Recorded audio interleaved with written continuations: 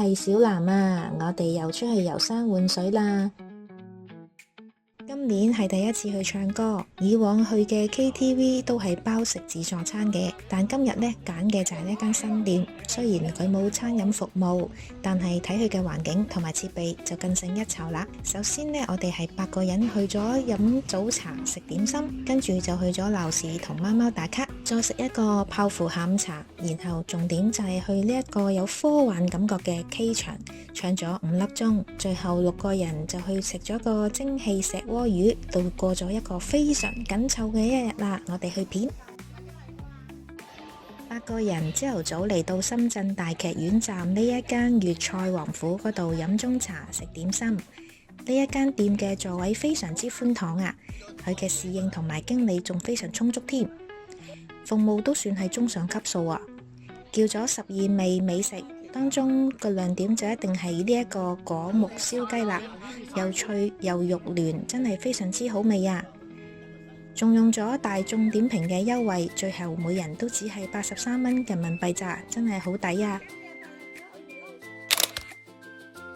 食完點心之後，大家就自由活動啦，各自精彩。我呢就揀咗嚟會展中心站，呢度並唔係平時離開嗰個地底購物通道嚟噶，而係地面，叫做節日大道。呢度平時都有唔少嘅商戶呢喺度搞推廣啊、表演節目咁噶，有各式其式嘅佈置。今日呢，我就同貓貓打卡。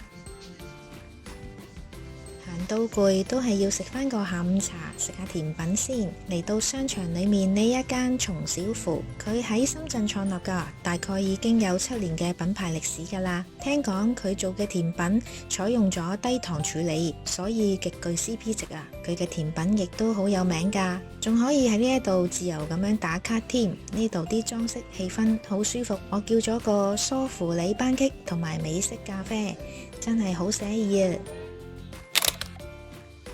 食飽咗之後就喺附近買咗啲手信，見到呢一間叫做 UH Select 嘅麵包品牌，佢源自南京噶。聽講呢，佢係用新鮮即烤嘅模式，令到佢嘅歐式麵包同埋丹麥系列嘅麵包呢，被譽為麵包界嘅天花板啊！不過我只係買咗康莊包同埋蒜蓉包啫。哇，你睇下佢嘅體積都唔細啊！睇嚟我要分開2餐食先得咯。今日嘅焦點所在就係嚟唱 K 啦。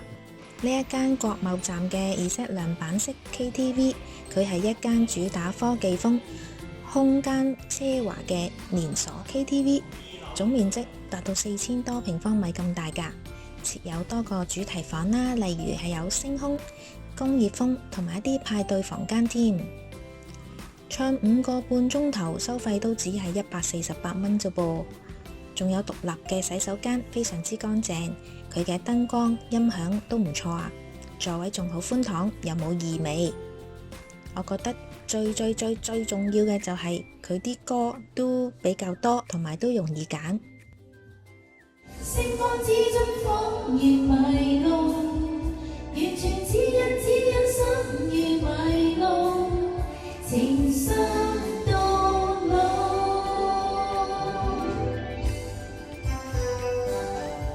嚟到行程嘅尾聲啦，一行6人嚟到金光華廣場嘅星潭蒸汽石鍋魚食晚餐。佢係一間主打雲南真菜風格嘅特色連鎖餐廳嚟，以獨特嘅草母石鍋烹調方式同鮮甜嘅魚湯聞名㗎。呢一種做法係利用咗高溫蒸汽啦，喺短時間之內將江豚魚煮熟，鎖住佢嘅鮮味，所以產生咗牛奶咁白嘅濃郁湯底。我哋叫咗手打蝦滑、紅糖糍粑、三色麵條、石屏豆腐皮、海鮮菇、娃娃菜、安格斯肥牛、養生菌菇鍋同埋小米糕，咁多樣嘢，6個人只係食咗450蚊咋，真係人間美味啊！有人話飽到差啲要叫救護車喎，有冇咁誇張啊？